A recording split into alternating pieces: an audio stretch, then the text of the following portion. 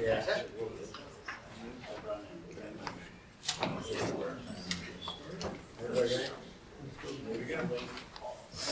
Let me call the Middlesex Township Supervisor Workshop to order. Let us rise.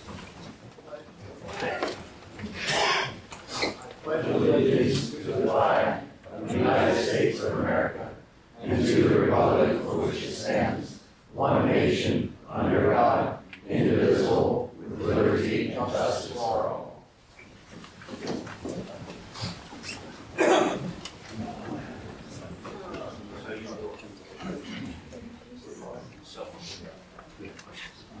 Do we have any public comment? Yes. Oh, man. Yeah. Good morning. Let me shoot. No, I'm kidding.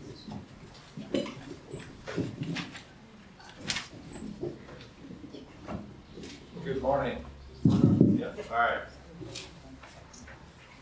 First of all, I'd like to thank the township. Your name and address, please. Oh, sorry. Jim Gear, 3351 Spring Road. I'd like to thank the township leadership team and also the board of supervisors for recent improvements.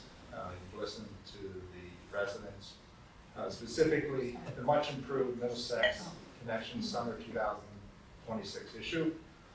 Extremely well done. The pages that were added were very beneficial and appreciated by the residents. So look forward to that continuing, but excellent work. As well, improved content posted on the Middlesex website. Again, excellent work, good improvement, such. So genuinely, sincerely, thank you very much. There is a little bit more improvement opportunity, and I want to go over that this morning. Having sat on the planning commission for the last 6 months, most activity occurs at the last minute and really unnecessary and very inconsistent with any work and procedures that occur. Agendas are published regularly at 4 p.m. on Friday, prior to the planning commission meeting on Monday, 7 p.m. I don't know how many of you work every other weekend. Planning commission does, really unnecessarily and actually inadequate time. The inadequate time to review documentation, reflect research, with adequate dialogue during the meeting. So the residents obviously observe the chaos that occurs during the planning commission meeting because we're really just trying to catch up. And, you know, it really doesn't allow for what should be proper dialogue. It's really catching up and learning what's in front of you. Also, residents have no opportunity to plan or attend meetings.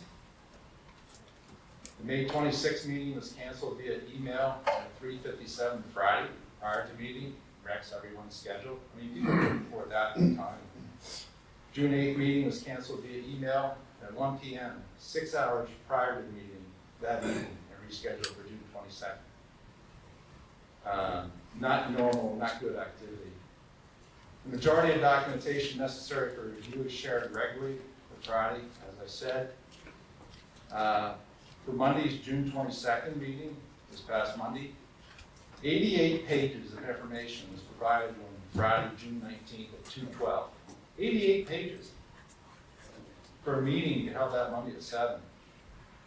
As well, the agenda provided requests approval of minutes from the May 11th meeting, which were not attached for review. I think, and I found them, I think they came on Monday, prior to the day of the meeting from our past manager. So I have 3 recommendations.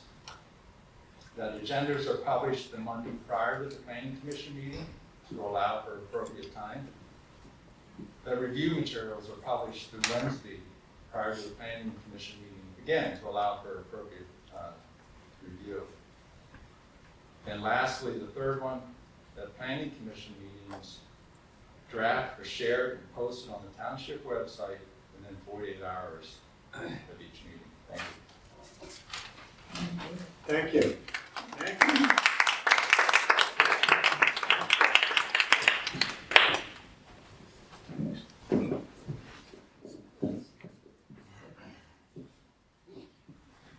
morning. My name is Hilda Vasquez, 25 Buckeye Lane, Country Minor West. I have a question for Mr. Carpenter. What paper, Mr. Carpenter, what paper do you use for make rezoning area for Country Minor West? Mrs. Vasquez, this is a comment-only section, I not know, a question and answer. I know. He's not going to I answer have your a questions. question because I have to tell him. Well, this is, you can This tell him, but he's township- not going to give you an excuse me. answer this morning. Excuse me, this township don't have any information for Country Minor West. I have a conversation here. If he wanna make the rezoning Country Minor West, we have to have this township that's supposed to have formal application, property documentation, conceptual plan, technical justification, public hearing. This township don't have any paper for Country Minor West. What paper or what method he used for main rezoning? That's my comment, my question. I want discovery. What documentation he used for rezoning? Because I have a conversation. What I obtained by right to know with him that he said the township don't have any information for Country Minor West. What documentation he used for rezoning Country Minor West R4 if you don't have any documentation? No blueprints, no nothing. That's why I'm coming talk here. Thank you. Anyone else? Seeing none, let's go on to our first agenda. Discussion and possible motion to authorize the solicitor to obtain an adversary from the State Ethics Commission on a potential conflict of interest. Gentlemen, I put this on the agenda. You're going to see later on in the agenda a discussion concerning a solar energy system for Cumberland County. Right. I think there's going to be a presentation on that. And the reason I'm asking for your approval to ask for an ethics advisory from the Ethics Commission is because we have, of course, your vice chairman I've been thinking the same thing. being related to a Cumberland County commissioner. So I would foresee that Cumberland County will be making a formal request, possibly at some time. And I want to be sure, in order to advise Mr. Nieder, that he does not have a conflict of interest, and we can do that by you authorizing me to submit a letter to the Ethics Commission for an advisory opinion on that matter. So moved. Second. All in favor? Aye. okay, we have 2 in favor. Mr. Nieder did not vote, and I asked him not to. Okay, cool. Thank you. Okay, next. Discussion on principal solar energy system for Cumberland County on Army Heritage Drive. Oh, look who it is.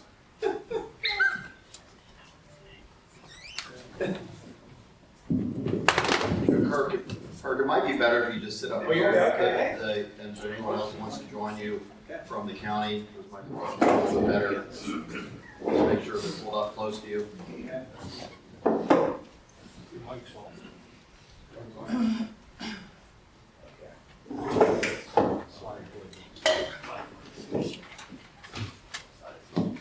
There we go.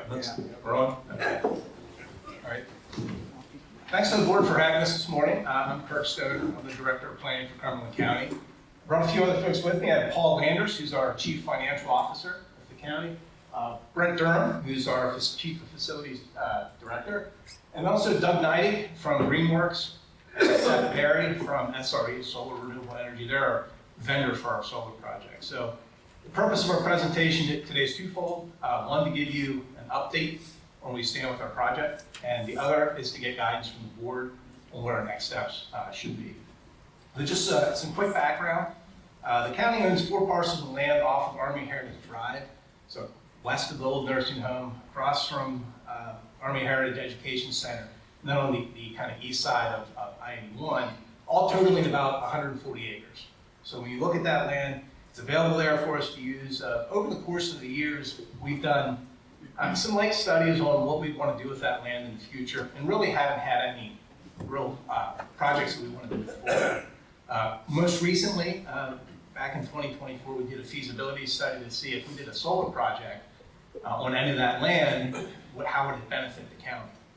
Feasibility study was completed in 2024, and it came back and showed us there's a lot of potential for solar on the site, and also a lot of benefit for the county for doing a project there. So in 2025, the board authorized us to release an RFP, a request for proposals, for potential vendors to develop that site. We went through an RFP process, we got to the spring, we're about ready to approve it, and some issues cropped up. We decided to put the project on hold, and we paused it until this year. We re-released the RFP, really to kind of 2 things to see is that the project's still viable, because things have changed at the federal level, things have changed at the state level, to see if the project still had as much opportunity for us as it did a year earlier. And also to see if there were vendors that were still interested. So what we saw was there was a big response. We had 8 firms come back, submit an RFP. We also saw that through their submissions, this project was still very much viable for us and one that we'd like to pursue. So in the end, we selected Greenworks and SRE. They're teaming up for this one. They're the largest solar developers in Pennsylvania. So their portfolio is very thick. They're very familiar with how to work with school districts, municipalities to get these projects done. And they're very familiar with the benefits that they can bring to their clients. Our project will be located on a 21-acre parcel just east of I-81. So if you know where the LNG facility is, just south of that, we gave the LNG facility, thanks Zachary, there you go. You can see I-81, big pink dot, it would be our site for this project. As you're aware, we gave the LNG facility the access road.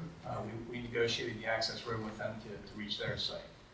That site's 21 acres.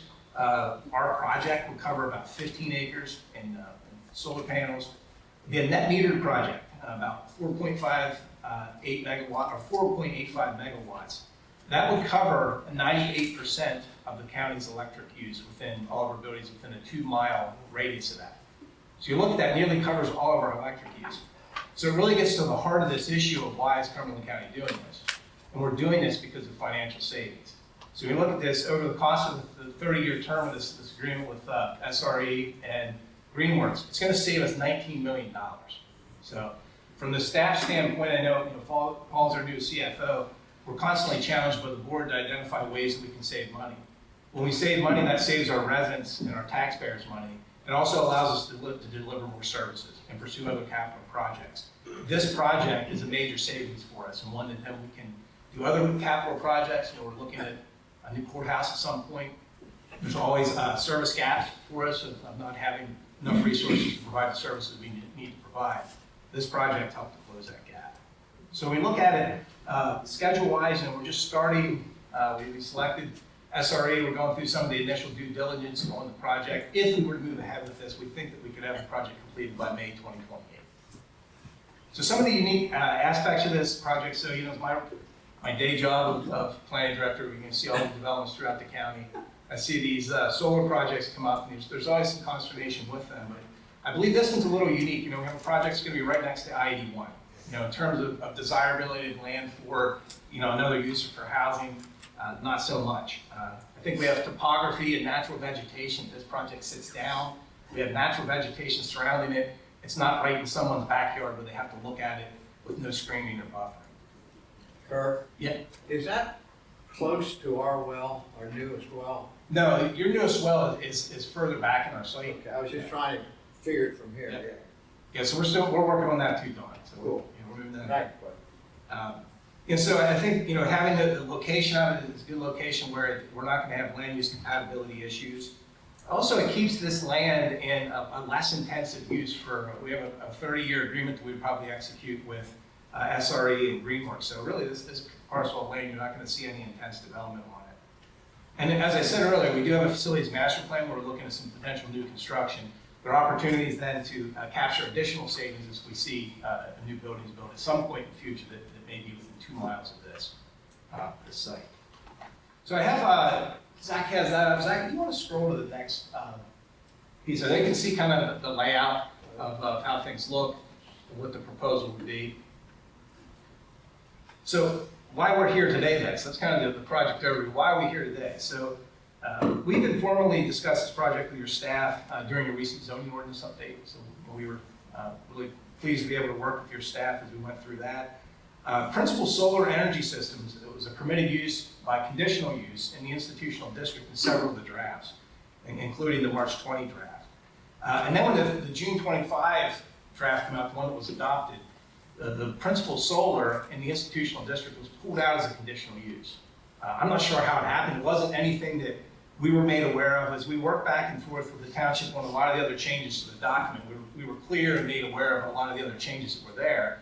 Through our review, we have a review responsibility with the municipality's planning code, as you're all aware of doing that. So some of these other changes we were made aware of, this one we weren't. So we were left, I'm not sure if it's administrative error, I'm not sure if it's intentional. To me, that doesn't matter at this point. We're simply coming to the board now. And really, I think that's the ask today of getting your guidance on what the next steps would be. For us, is it something that you've looked at your records and think this is an administrative area that you would correct? Or is it something you would prefer that we follow the traditional zoning ordinance amendment and then we follow that process and submit something for your review? I'll leave it at that. Paul, guys, sorry, anybody else have anything you want to? Questions? Yeah, that's just questions. What did you say it was gonna generate, how much to support the county? 98% of our energy needs. I thought it was here. For what? I'm sorry, Keith. 98% of the county's energy needs from what radius from the point of location? Correct, so it's within a 2 mile radius. So this solar array being net metered, it has to be within a 2 mile radius of an owned property. Okay. This solar array will be at 15 properties, 15 utility meters that will fall into this net metering rule. The solar array will the first year will generate 6.5 million kW hours, kilowatt hours per year. Last year, 2025, we used about 6.7 in those 15 properties. Thank you. Interesting. Bill, you got anything? Yeah, you're looking for some action today? No action today. I think we're really looking for guidance. I could see 2 paths. One, if the township believes there was an administrative error, that they would do an amendment on theirs. They would submit an amendment to their own ordinance. If they would prefer that we submit one on behalf of the county, we could do that. So just figure out which path to go on. You heard what the first item of business was this morning. Yeah. Obviously, Mr. Lear can't participate in any discussion of that until we get some indication as to whether or not there's a conflict. So, I can't speak for the other 2 supervisors. They, of course, speak for themselves, but Mr. Lear, at my request, will not be participating in any discussion for that. Yeah, we're gonna hold off until we get a response back from the ethics. Sure. I'm not throwing myself out there, to be honest with you. That's fine. Fully respect it. Looks good though. Okay. So then you guys, so when you get that back, you'll notify us, and then we can stop back out and talk more then. And if you have more information you need in the interim, please let us know, and we'll be glad to get back to you. Thanks for coming. Hey, no problem. Thanks for having us. Have a good one.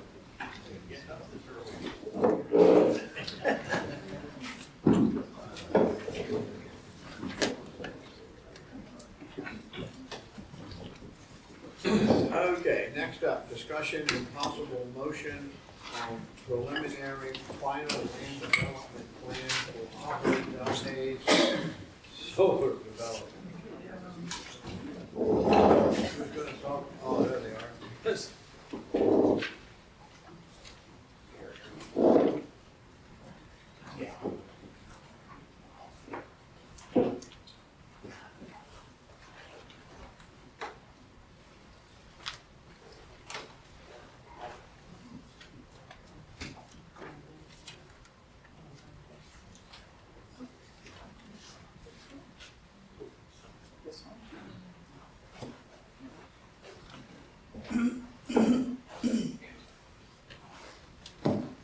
morning.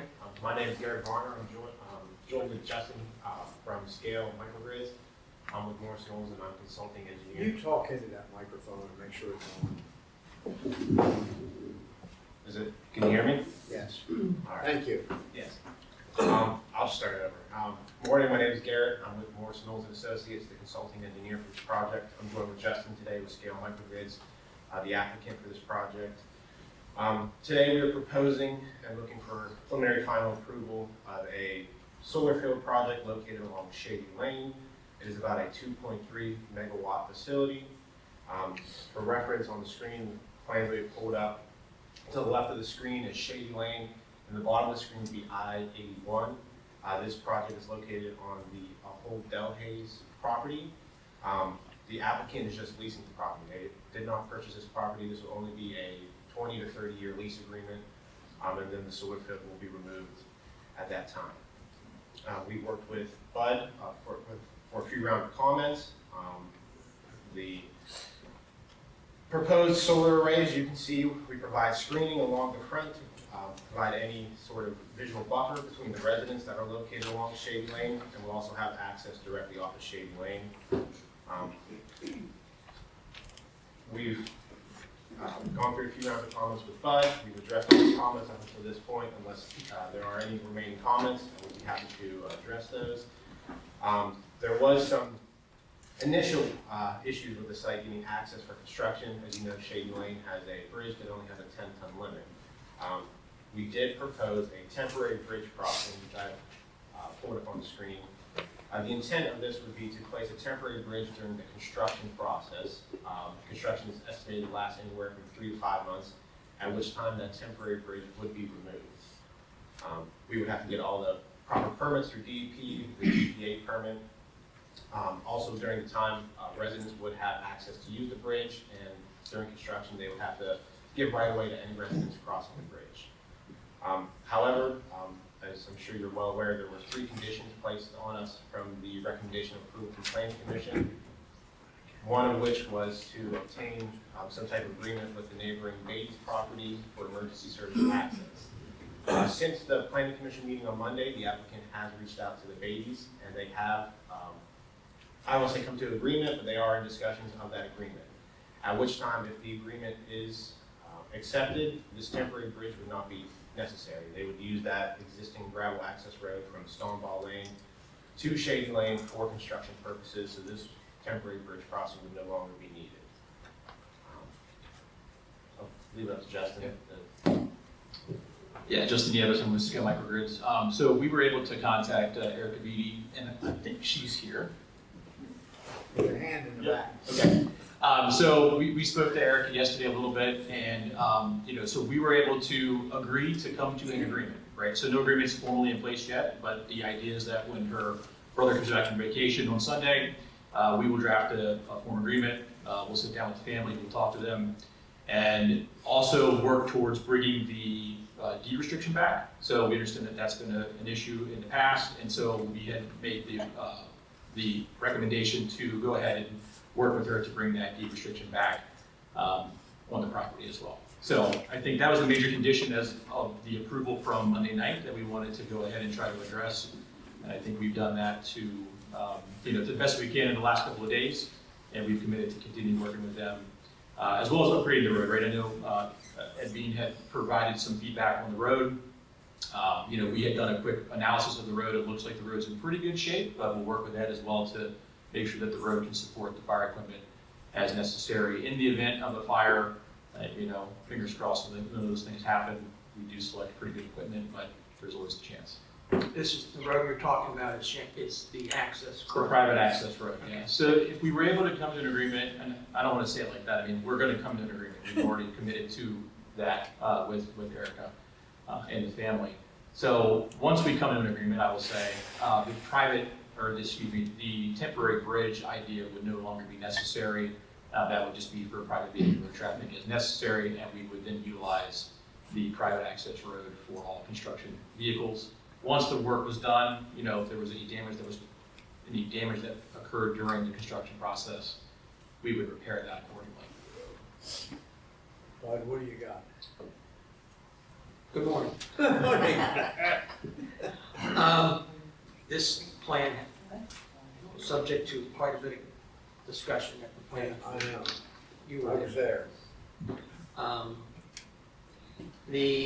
First of all, relative to subdivision and land development ordinance requirements, the plan meets all plan requirements.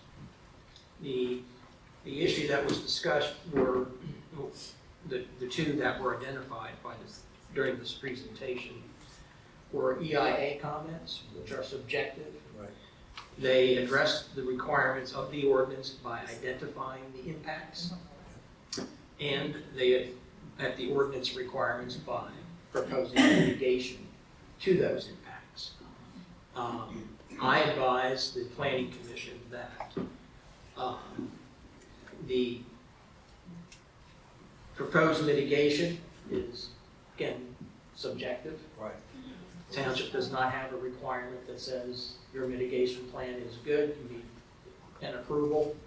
I suggested to them that they provide comment to you about how they feel about, they being the Planning Commission, how they feel about the proposed mitigation for this project. That would be the access during construction, but it primarily centered around the emergency access was the hot topic.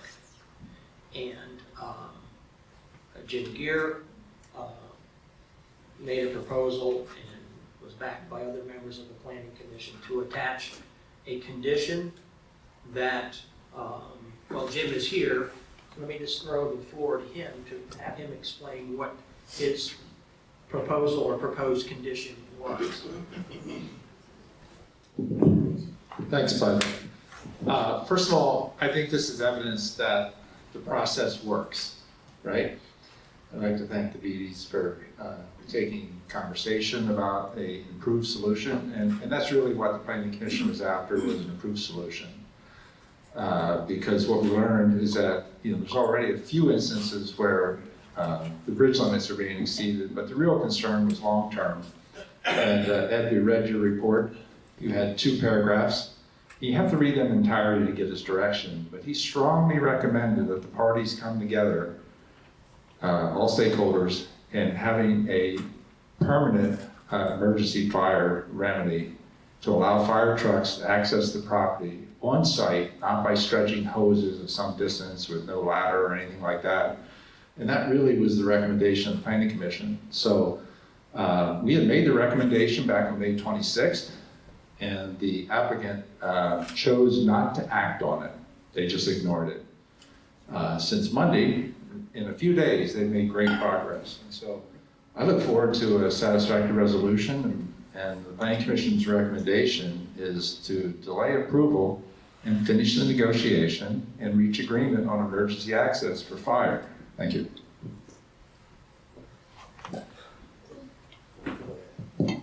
So the question, and maybe some of this is for the roadmaster too, the current bridge is rated for 10 tons. Yeah, You said 8. 8, He said 8. well, I think Bud said 8. No, There's two ratings on it, I think it's 8 ton for a single vehicle, and then combination is 16. It's 10 tons single unit, 16 ton combination.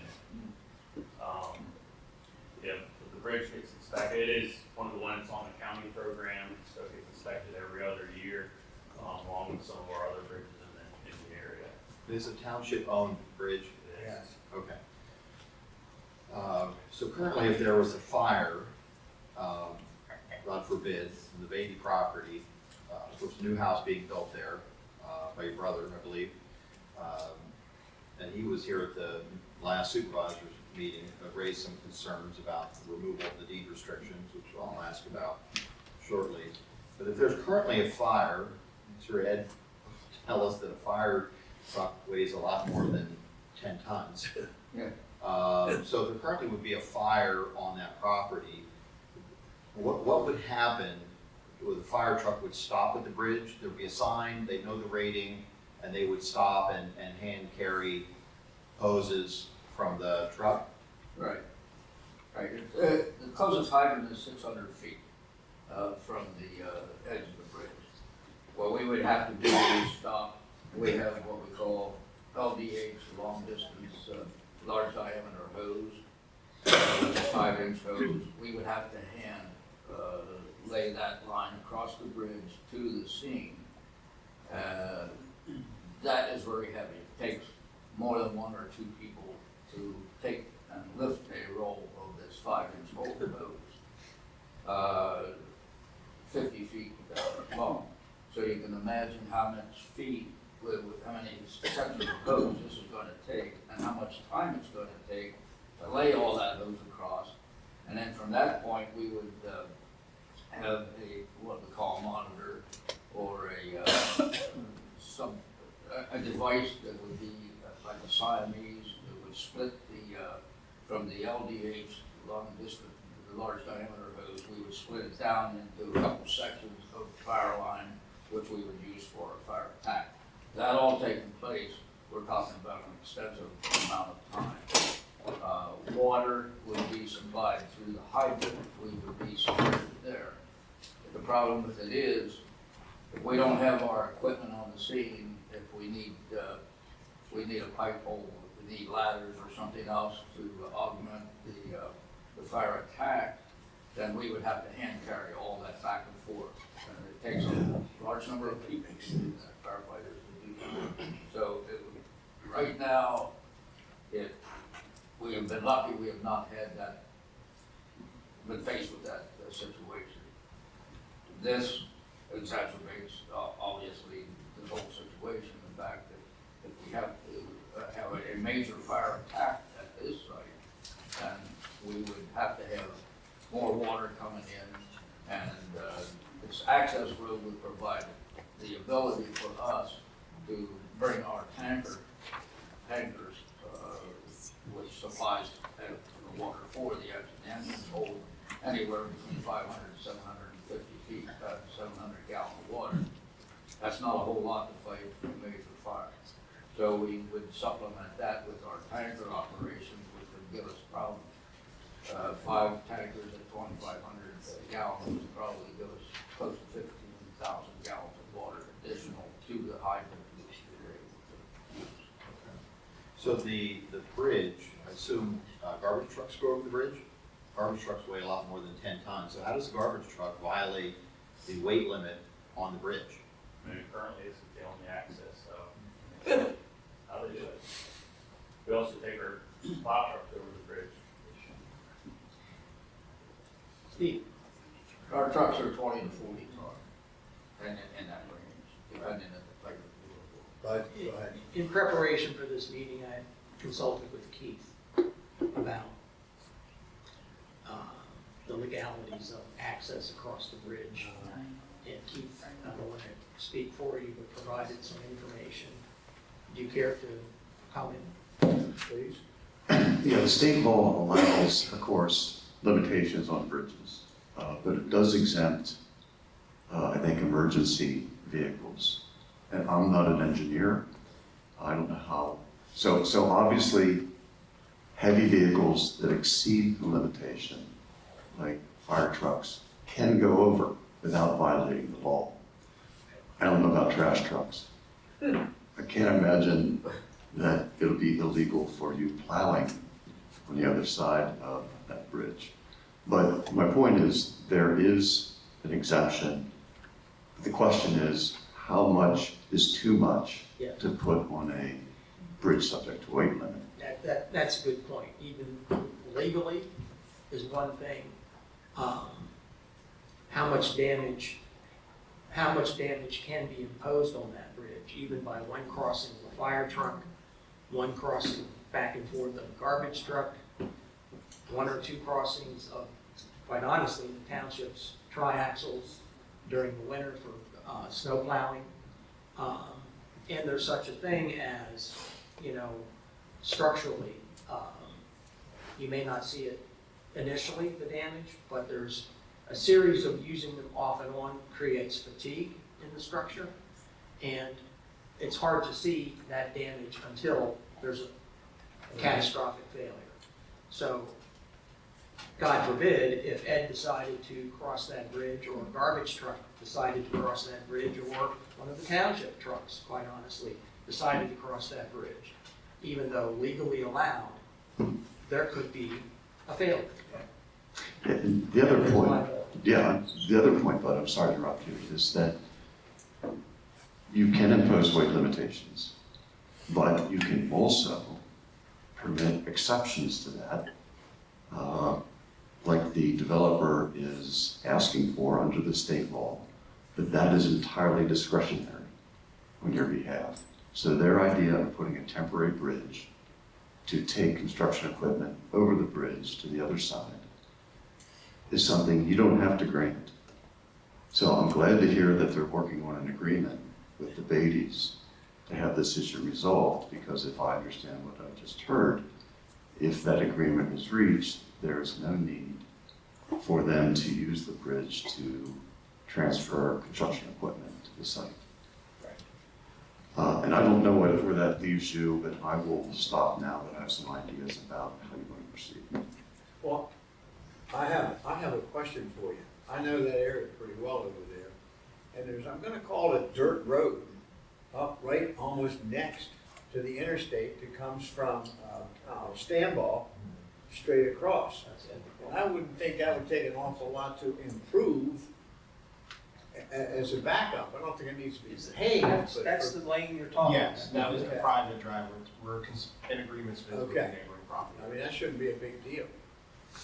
It can be improved for emergency purposes. That's what I'm talking about, yeah. Yeah, that's for emergency purposes. So I'm assuming Stanball Lane is a township-owned road? Yes. So obviously, this is not the level of construction that you're seeing with Tax One. They bonded the road and will make repairs to that road if that project goes forward.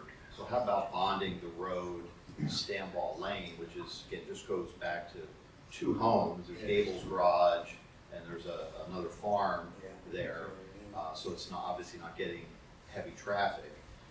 Is there any talk about bonding that road to repair it? Yes, we would have to bond Shady Lane. Shady Lane is 10-ton wetland, so the little portion from the existing gravel access road from the Bates property to the proposed access to the site, that would need to be bonded, as well as Stonewall Lane as well. Stanball, the township portion of the access, the emergency access, just like any other construction project, would have to be bonded. We have the excess weight bond. That's standard. Right. So to answer your question, Phil, yes. And the gate is currently locked at the end of the dirt road? No, currently it's being used, my brother's house is being built. Right. So the road is being used currently to bring equipment over for, building this house. And so as part of the agreement, once this construction will be complete, that you would allow a Knox box to be placed on the gate to allow emergency services to get in? Yes, as long as we come to an agreement, yes. Okay. Question I would have, who's going to maintain this road, particularly in the wintertime? Who's going to shovel the snow and maintain it? That would obviously be my job because we own the road and it's a private road. So we would maintain it during the snow season. I didn't know what she said. That they would maintain it themselves Okay. as private owners. Well, it would seem to me there's questions to be answered here. I guess the other question, and maybe this is not something I can get an answer to, but Mr. Beatty was here at the last meeting and was surprised that Ahold unilaterally removed some deed restrictions. The solicitor said that as a township we don't get involved in private deed restrictions, but you're stating that those deed restrictions that were removed are going to be placed back on the property. Is that correct? Well, what we're talking about with Ahold right now with our legal team is getting those deed restrictions placed back on the property as Mrs. Beatty has requested.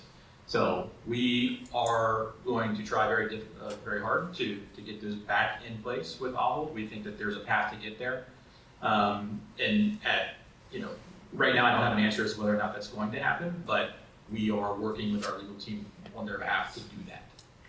Is it within our rights to know what the deed restrictions are? It's a public, we know what the Yeah. deed restrictions were before they were removed because it's public record. Can you review those for us? Is that easy to review quickly for the public, what those deed restrictions were that were removed? I do not know them all. I do not personally know what I they do. are. She does. Of course I do. So the deed restrictions, one talks about having appropriate trees lining the property that butts up against, Stuart and Amanda Beatty's property that they're building a house. Another one talks about the distance from, I think it's either the center of the road or the edge of the road to the beginning of their construction. I thought it was initially 450 feet. My brother said I was mistaken. He said it's 5, yes.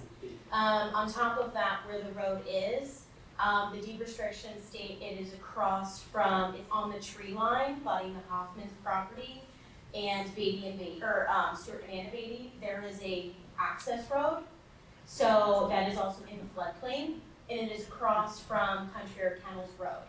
So the deed restrictions currently have the road there. They're proposing to put the road on the other side of Stuart and Amanda Beatty's property. And it is the way my brother and I and my mother, who's also here, it is a all-for-one deal. If the deed restrictions cannot be put back on, the deal cannot go through. So, and that is a family decision. So that's where we're coming from. Thank you. The road that is being put on the other side is the access driveway, I assume. It's what Mrs. Beatty is talking about. The access driveway into the solar array field. Yes. Yes, I believe. It's a driveway, right? Correct, yes. So it's not a road, it's a driveway. Yes. Okay. So it seems to me like the best thing to do is to let you folks work on your agreement and come back to us in the future once you have an agreement, and then we'll make decisions at that time. So we're not gonna act on anything today. Yeah, not today. What is the timeline, Mark, for action on the plan? So the question is, do we need an extension or action? You gave an extension already. I think it's Two. in September. Do you remember, Yeah, I think it was September. Yeah, I think it was September. Yeah. So it seems like we have plenty of time for you folks to work it out and come back to us Yeah. before the summer's over. Could we request a decision with the condition that if a decision agreement is made with the babies? I don't think I'm in favor of that. I think I would wait for you folks to work on your agreement, and you come back to us when everything's buttoned up, and then we'll make a decision. Okay? I have a question. Right where all of this is going in, how much of that abuts the lead toward spring? None, None? none. The It's, bridge goes over it. right, but the bridge is, it's a distance away from, Correct. It is shown on the Top plan. of the plans here, the Fort Spring Run is shown at the top. right there, right, and the property line, show where the property line is. So the property line runs right along. And the Latour Spring is north of that. You can see that, This is the property line right here. where's the floodplain, Karen? So the floodway is this red dashed area, the floodplain would be the light blue hatch and this tan hatch. and it, the solar field sits high, Yeah. right, well above. Nothing in the floodplain. Correct, there's nothing.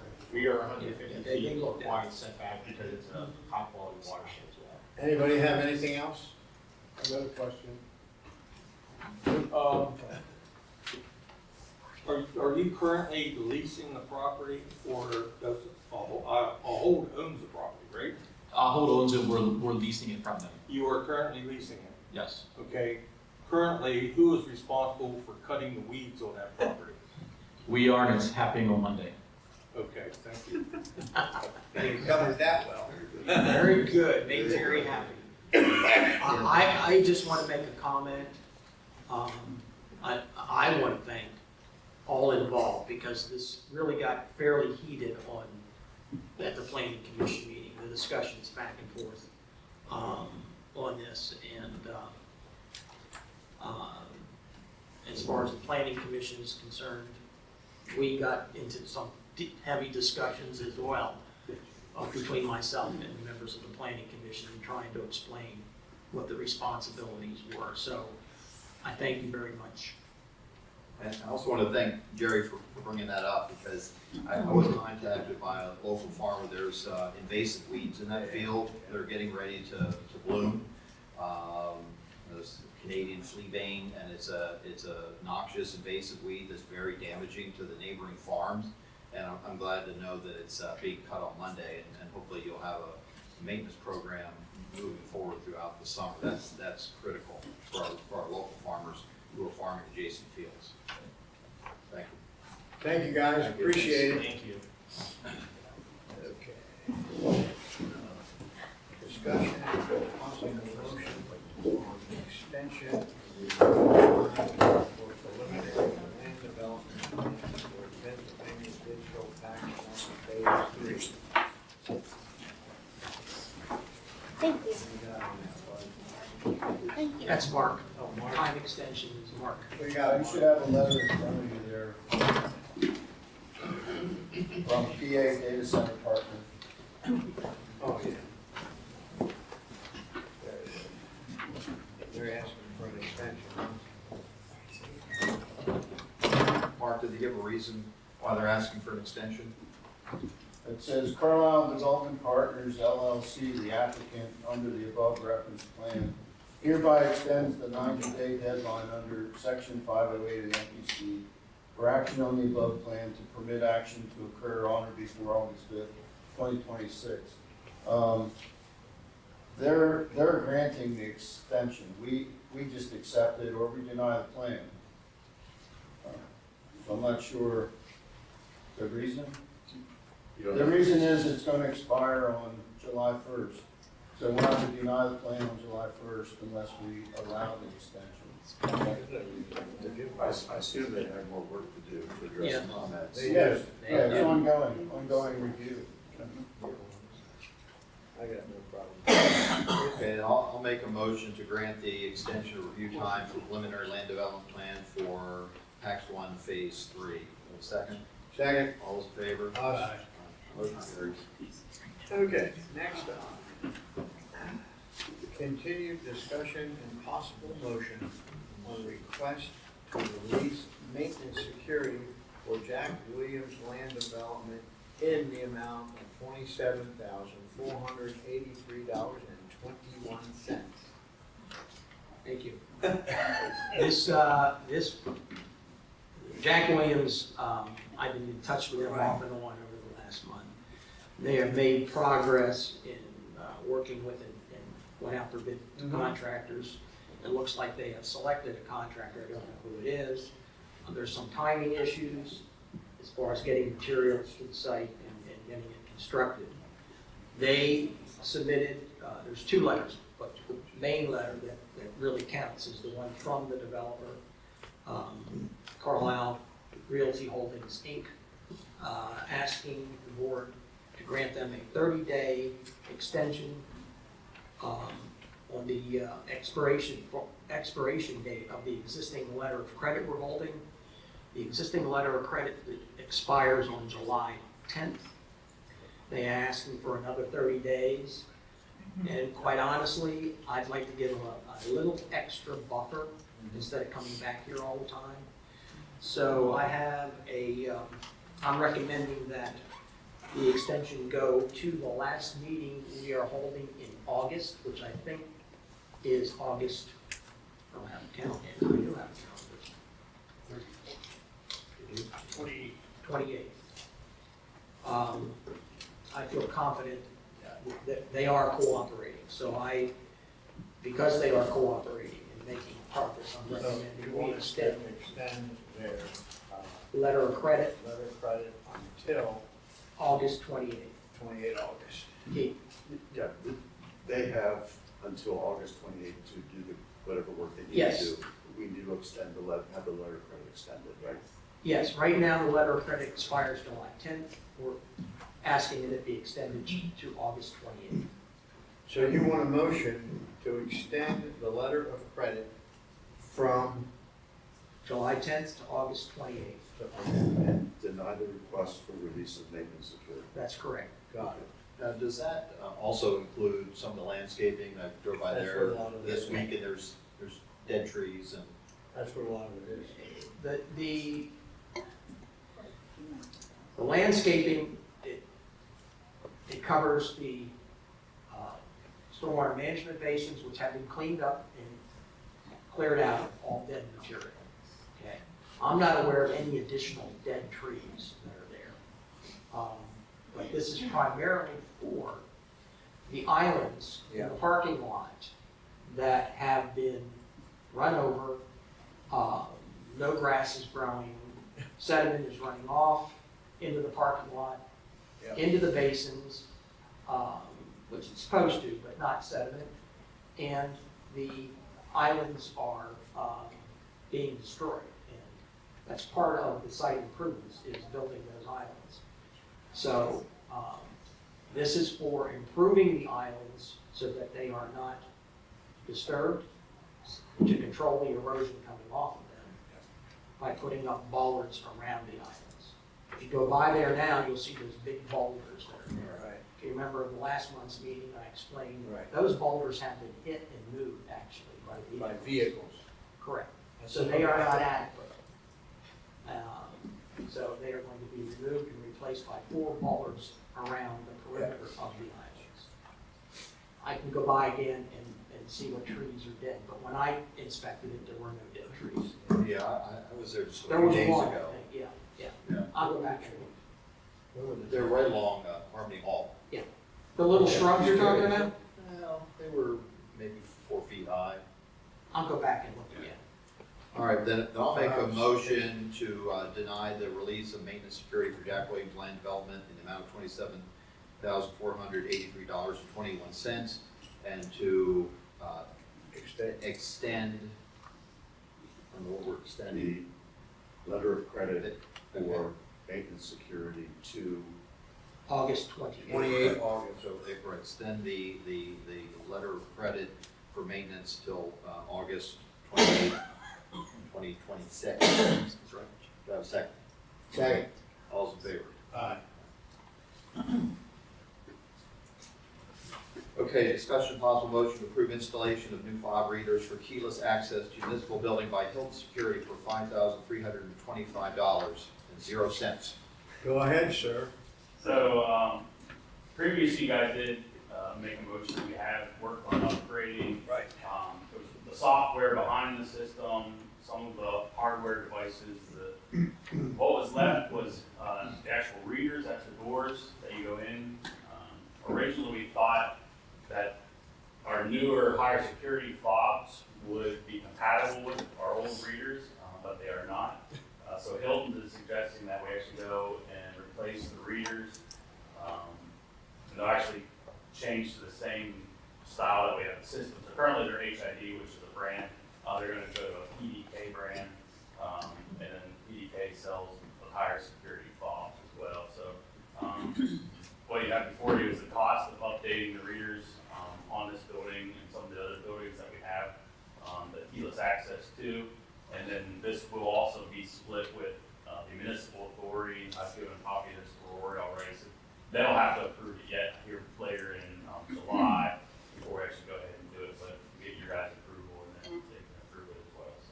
Other than the fobs, will we still be able to use the card? Okay, cool. So the MTMA is going to pay 30% of the bill? Yeah. Okay. Why don't they pay all of it as they own the building? Well, you're pushing your luck again. That's just the way the lease agreement written. Okay. We're about to own it, I think, aren't we getting close? And I think what I was surprised, you said the fobs that we currently have are actually reproducible. You could take that to Walmart and reproduce that fob and people could get into the building. Yeah, now you let the secret out.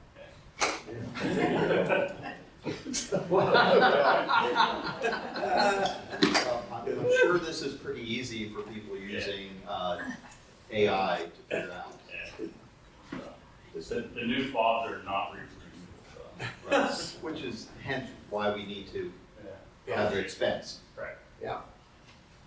Okay. So we need a motion. So I'll make a motion to approve installation of new fob readers for keyless access to municipal building by Hilton Security in the amount of $5,325.00. Second. Second. All's in favor? Aye. Motion carries. Next up, discussion and possible motion to approve selling a 2020 Ford Explorer and Kubota zero-turn mower at CAP COG auction on July 15th. This is the first year that Middlesex has been a member of the CAPCOG. Every year CAPCOG puts on an auction for surplus items, stuff that municipalities can sell, school districts are part of this as well. They sell different items. And they use it as a fundraiser for the organization, but also obviously you get money through the sale of your items at this. So this year I was recommending, we have the old police car. It was one of the marked patrol cars. We removed the decals and the lights and everything off the car, and it's ready to sell. And then we have one of our park mowers that we've replaced. And I was recommending that we sell both of those at the COG auction this year. So when you say they're using it as a fundraiser, they don't keep a portion of our sale? 20%, 22%? Yeah, I think that's split. So the auctioneer gets a portion of it, and then there's a portion of it that actually stays for the COG as a fundraiser. And then, yeah, we get the rest of it. How would this compare to us selling these on municipal? Obviously the end price would probably be close to the same, but if you lose a little bit in that fundraiser portion of it, as far as the auctioneer will take a little bit, and then the CAPCOG will take a little bit for their work. Yeah, and people remember, I think we approved in January joining CAPCOG, the Capital Area Council of Government. It's just a regional conglomeration of municipalities, and I don't know, the school districts are part of it as well.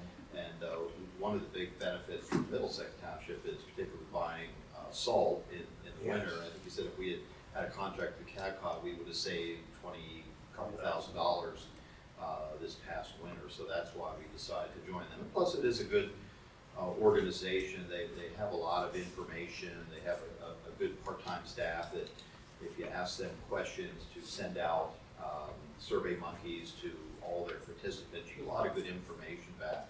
Salary surveys, how people are handling meetings, et cetera, et cetera. So I think it's a good organization, and I don't have any problem with us participating in this. We had a hell of a time with Vic. Bill, you're okay with it? Yep. Yeah. So I'll make a motion to approve selling a 2020 Ford Explorer and a Kubota zero-turn mower at CAPCOG auction on July 15th. Is there a second? Second. All those in favor? Motion carries. Last up, discussion and possible motion on mowing grass at the Moonlight Diner. They're gonna be able to bail that probably tomorrow. I finally found the owner. He told me that he was out of the country for 2 months for a family emergency. He just got back last week. In other words, he's in India. Okay. So, he said that he is going to contact a contractor to get that mowed within a week. Okay. Stay on that, Jerry, 'cause it's an eyesore right there. And also, he wasn't aware that his partner had given permission for a trucking company to park the bobtails there and park other equipment there on the weekends. And he said he will take care of eliminating that and securing the driveway so they can't drive in there. Okay. I noticed that there were quite a few bobtails in there. Right. So do you anticipate this being done by the time we have our next meeting? Hopefully. Yeah. Yes, he told me it could be done within the week. All right, well, then I think if it's not done, we put it on our agenda for next Wednesday, and if we have to, then the township. You can take action on that today, that if it's not mowed within the next week, then staff is given authority to mow the property and to place a lien on the property. Yes, the water authority's already put a lien on the property for failure to pay water and sewer bills. And the county, tax bureau has already posted the property because they are 2 years beyond in paying taxes. 2 years? 2 years. So they said that if their taxes aren't up to date by July 1st, then it goes on the tax roll or tax sale. Wow. All right, well, then I'll make a motion that, that if the Moonlight Diner does not cut their own grass by July 1st, that the township will be authorized to cut the grass and put a lien on the property. Second. All those in favor? Aye. And I don't know if this is an appropriate time for you to give maybe a little quick update to your purview. It sort of reminded me of the Diamond when you told me they couldn't find the owner, and I said, oh my God, here we go again with another property. And I noticed the Diamond, of course, has not been boarded up. That is executive session. Okay, thank you. That's executive session. Okay. Township, staff comments? Any comment? Mark? We have a plan to sign after the meeting, if you're able to Okay. go. No other comment? Anything else from you, Jerry? No, sir. Solicitor? No, sir. Here we go again, paying you the big bucks. Don't get anything. Billy? No, I already signed. Bud? Just by way of update, Cumberland Preserve Phase 1, all the streets are now finished paved. Wearing All surface the streets in there? in Phase 1. Uh-huh. In Meadowbrook 10, as of yesterday afternoon, the streets are done. There's just a little bit of additional repair work to an existing storm sewer trench that needs to be done, but essentially the streets are done there too. That development is now filled, complete, right? Not quite, but pretty much Mark can tell you how many. Maybe 20 more lots. That's it. No, I'm Yes. talking about Meadowbrook 10. Meadowbrook. Oh, there's one lot, the last lot's being built now. Wow. That's been how many years? Yeah. 20 years? Since 95, 96. Yeah. Yeah, there was a 10-phase plan. Yeah. Be a barn. All right. That? Yeah, we have staff beginning to work on, getting RFP stuff. They've already reached out to Keith, for our trash contract that'll be, coming up next year. We're in the final year of the contract, so we're looking maybe for any input from you guys. Planning to or- send it to 3? No, there's actually more. Are there now? Yeah, they're saying there's between 7 and 8 different haulers now. So we're hoping for a nice competitive bid this time, be able to save Yeah, some it'd money. be nice for once. But yeah, if you guys have any input or any comments on what you'd like to see, I know we actually just worked through an issue, somebody reached out to Phil this week about some mistrash. The one comment I remember, Zach, here at one of the meetings, these are not too long ago, was a different size, a smaller, remember? Okay. Yeah, so that is an option that we're looking at. I know it's something that's not that it's become popular, but you see more of it. Yeah. They've gone away from, it used to be the tag the bag programs. A lot of the companies have gone away from that because their trucks are automated. Yep. So they have the arms on them. So they've gone to these smaller toters, Right. 32 gallon, 35 gallon. Something like toter. that, yeah. Probably fit 3 or 4 garbage bags inside of it. But yeah, that is an option. That's something that we are looking at as well. Okay, cool. One of the other things from the previous contract to this contract, bulk items went from, I believe, every week to once a month. They're actually saying maybe going back to the once a week. Because right now, I guess, the current company's coming in and they actually have to make several trips in one day, rather than if they could maybe have people call in and do once a week. If they could just do one trip in, one trip out every week, rather than making that multiple trips in that single day. Makes sense. So that was one of the other items they were talking about. Cool. Yeah, I think the biggest thing is just having that option so people, maybe have a single person who doesn't create a lot of trash, not to have to pay the higher amount for the larger toter, to have smaller. And I can understand if the tag-a-bag doesn't work anymore because everything is automated. You don't have someone on the back of the truck and picking up and throwing it in. I can understand that, but at least there's another option. It'd be nice to have, when we're looking at these bids, to make sure everyone gives us, those different options. They're smaller bids are nice. Okay. I got one more, just some, I guess, data center update, which brought to our attention at the planning commission meeting too, that the speed signs on Country Club Road weren't working. The township would actually take our speed signs down, we're putting those back up, but we're gonna reach out to the developer. I think they said they were actually moved, the speed cart that had the sign on them, they were moved, and that they're currently not working, so that's something that we need to follow up. Get fixed, yeah. Okay. And I believe they're out there, you said they're out there this morning, I think they're. Yeah, but I don't think that has any, I don't know if that has anything to do with, I think it does, I think they had a spot that they marked out for repair. not enough equipment there, gee. And I just want to thank the planning commission. I think there's 3 members here today. I know it's a lot of work. I know there's room for improvement. I appreciate Mr. Gear's comments about getting information out in a timely fashion. I think you understand what's the legal requirement is 24 hours, which I don't think is adequate. So we're certainly meeting the legal requirements. I've been discussing this with township staff for months now that we really need to get stuff out, ideally a week in advance. I do know sometimes things come up at meetings or cancel, but I understand you're giving up your time, you're putting it on your schedule, and people have things to do, places to go, and maybe you canceled other plans because you have a meeting and then it's canceled within 24 hours. I really think that is inappropriate, and I think the township needs to do better. I appreciate that we've got some positive feedback on the newsletter and the website.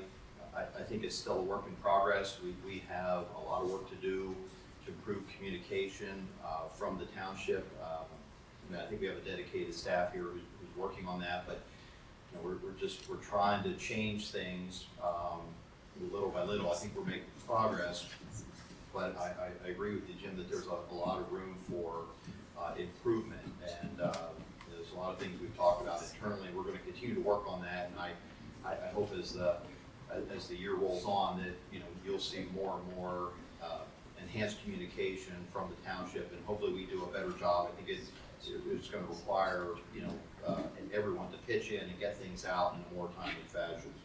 I know we're trying to, as we mentioned the last meeting, hire an outside firm to do minutes, which then can be posted hopefully in a draft form. If the solicitor's okay with it online, those are discussions we'll have to have internally, but to get those out in a more timely fashion, 48, 72 hours, and I hopefully we'll have better turnaround. People here, we're a very, I would say, kind of a skeleton crew. I'm like you, I spent my whole life in private industry and running my own business, and you always think from the outside that government's just lazy and bloated, and Middlesex Township is not like that. We have a lot of dedicated people. I mean, we're very fortunate to have the dedicated crew here who has a lot of knowledge, and obviously Bud does a great job here, and I think he keeps an eye out for the township and for the residents with these things. Jerry with codes enforcement, Mark with zoning, Zach and Eileen. We have a great police department here. I think we really have an excellent staff here. I'm saying that on somebody who was in your seat, almost every meeting in 2025, and thinking that I would come in and boy, we'd make a lot of changes, and there are changes that need to be made, and I think we're trying to make them, but I really have been very impressed with the staff and the operation we have here at the township, and I think everyone is really, is looking out for the residents in our day-to-day activities, but we do have room to improve, and we're going to keep trying our best to do that, so thank you. Okay, we need an executive session, correct? Well, we have the resident question and answer. I'd like to give a little update about the data center. I was at the site yesterday. They're starting to build at the back of the PP&L site, retention wall. And so I got to see the site and talk to some of the contractors, including the president of Liberty Excavating. The president impressed on me how important this project is for central Pennsylvania and for Middlesex Township, and how many business people are going to be employed out there, plumbers, electricians, excavators. they partnered with another company to be able to handle a project of this size, New Enterprise Stone. And every piece of equipment out there, they have 60 workers, every piece of equipment is working every time they're out there. And the front part of the property where phase 1 is, where the PP&L site is almost to grade, it's almost finished. Along the road, along Country Club Road, they finished the northern part of the berm, so you can hardly see the site from houses along Country Club Road. The southern part of the berm is still being built on and added to. Yeah. In the back, they're beginning to hit the final grade for the phase 1A, the first campus of the data center. So Phase you 1B. can see some real, 1B. 1B, phase 1B, campus 1. So you can see real progress out there. I think we have a weekly site visit every other week that we canceled the recent one, but at the next one, maybe they could take us on a field jaunt to see, you're gonna see a lot of changes to the site and see what it's gonna start to look like. We got a lot of steel out there, you're right. This is such a major and important project for Middlesex Township. I know there's a lot of negative things said about this project. I think we need to try to focus on this project differently. I've come to the realization that they're doing everything to meet everything that's in our ordinances. Yes, there's things that are missed initially, then we have review comments. We have excellent work by HRG and Bud to make sure they're on task. HRG's tasked me to interpret some things, and I help them and move them along also. We're looking at everything in the ordinance, we're moving them along, they're very cooperative.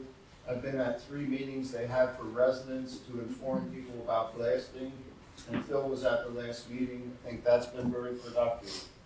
So I'm trying to look at this project in a positive light and understand that this is one of the largest projects in the whole Harrisburg area in the last 50 years and has great benefits for the community and the area.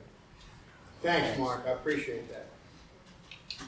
Mark, I don't know who I'm supposed to answer this question of, but why can't they go to natural gas for their generators? This was brought up at the planning commission. They would have double the amount of generators.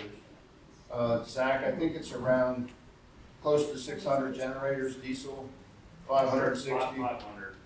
532. 532. So these are diesel engines, the same as what's in a truck, except they are tier 4. They are under the DEP for their air quality permit. They'll be testing them as required. If they go to natural gas, they're telling us they have to double the amount of generators. The bottom line is they choose not to, and there's nothing in the ordinance to require it if they meet the air quality standards of DEP. The planning commission is pushing it. They even made a recommendation that they do that in one of their motions. I believe a natural gas engine runs hotter too, so there'd be more heat, and they probably would not have the emission system on like a diesel engine would have, so you probably have a little more noise as well with natural gas generator. They let us know that they are coming up with a system to avoid fills. Each generator has several thousand gallon diesel tank that feeds that generator. So they're gonna have a system of lines, delivery lines, double walled fuel delivery lines that goes to each generator to a central point where a tanker truck will just go to one offload point, less chance of spillage by filling each one of the belly tanks on each generator. And from what I understand is that this is a mission critical facility that they cannot shut down. Natural gas comes from outside the facility. If there would be something wrong with delivery of natural gas via piping into the facility and they have to use a generator, they can't run. And you can't have that with a mission critical facility. You have to have your fuel source on site. That's my understanding of data centers and why they generally like to use diesel on site as opposed to natural gas. They explained that to us on that trip. Okay, Mrs. Bricky, go ahead. Has there been any forward movement? If you could, we know who you are, but your name and address, please. Kelly Bricky, 5 Elizabeth Way. Just wanted to know if there's been any forward movement on the getting the contract executed with the identified engineering firm that's going to be working on the comprehensive plan. So, Mark and I briefly met with HRG yesterday. That's something that they want us to begin to look at, trying to get some steering committee members, recommendations for that. Something I was actually gonna talk to the board here, in executive session here. So we've hired HRG. We have hired HRG it out. Okay, so that's now been executed. Yes. All right, thank you. Good morning, Earl Bean, 303 Country Club Road. Zach, if you're entering Country Club Road, the first speed thing does work. The one that doesn't work is the one down at the bottom, like the gates are. Okay, second question is, this morning I got how almost 10 minutes. What are they doing to the road at the end of Country Club Road? I think there was starting to fail there, so they were gonna do another patch repair on it. Well, I was sitting there, when it's not a few, but there was about 10 cars sitting there. Some white van passed all as an excessive speed on there, almost hit one of the flag people standing there. I just say, that was a little dangerous situation this morning. And lastly, I wanted to let the supervisors know, Hacks One has reached out to some of us already on Country Club Road, to our concerns we have about water, radon, and the evaluation of our pump. So that's really good information I wanted to pass on, that they are starting to reach out to us. Yeah, I wanted to touch base. I did contact DP&L. Their supervisor of their deliveries has assured us that they are gonna be bringing their deliveries to the PAX website. They're gonna be coming in off Route 11, coming in Country Club in that direction. They will have some deliveries actually leaving the site and going out Country Club towards Bernheisel for projects that they're going out that way. But the majority of the deliveries coming to the site will come off Route 11 and Country Club. Yeah, the last couple of days, there's only actually 2 loaded ones coming to the site. So thank you for that. Thank you, sir.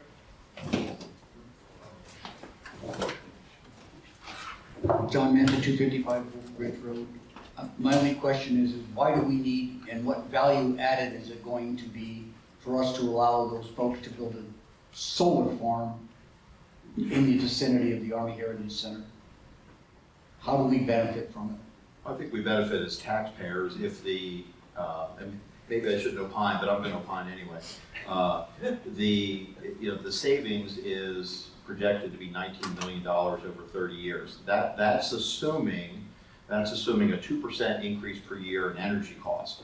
I wish my energy costs, electricity costs, were only going up 2% a year. I'd be very happy about that. So I think there's a potential for savings to be significantly greater than what they're anticipating. I think in terms of renewable energy, it's a perfect location for something like this. It's not near residential, it's right near 81, it's right next to the LNG facility. To me, it seems like an ideal place as opposed to what was proposed and is still proposed on South Middlesex Road, which is still has been litigated. We're waiting, I believe, for the opinion from Judge Smith on that project. So to me, it's a tax savings for the residents of the county. The county? I mean, what does it specifically do for Middlesex Township? Well, you pay county tax. When you get a tax bill, you pay county tax. Your county tax bill for real estate is higher than your bill for Middlesex Township real estate. Obviously not higher than what you're paying to the school district. So in an effort to save money, the county is trying to make sure that they do not have to have a tax increase in the millage rate for county real estate tax. That's the benefit for all residents of the county, of which Middlesex Township is part of.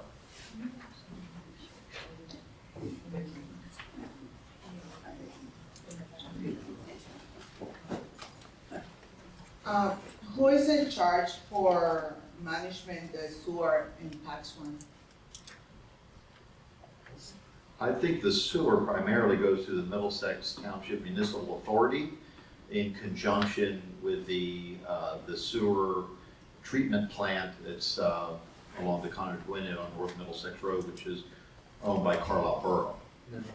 Is anybody involving in the sewer service? Can you repeat that? Anybody involving in the sewer service between Middlesex? I'm not sure I understand the question. I mean, Okay, I wanna read something here. That's for Roddy. The authority has in effect a sewer service agreement with both the McNulty Company and Fortune Land, and both agreements are legally binding to their respective successor. So I believe this will apply to the bold project for sewer capacity. Hold. And continue. Design construction, and it also speaks to the need for additional capacity in the future. If the alluded do except the currently capacity in the 8-inch sewer main on Country Club Road, it appears that an increase in capacity will be needed in the future as this project moves along. So I will be reminded in not calling this to the township attention for future road improvement planning. From the bold side to US Road 11, some of the priority discussion with the developer engineering have been around treatment facility, and we feel this will be down the road, but who knows how fast this project will move. Again, I will ask the Kate, the lawyer, to address item 3 under the preliminary final land development supporting document. Thanks, Rory. That conversation happened in July 2022. July 22, 2025. I think I could explain this. If you'd like me to take a stab. You Go speak ahead. a little loud. Hold on, give me the mic,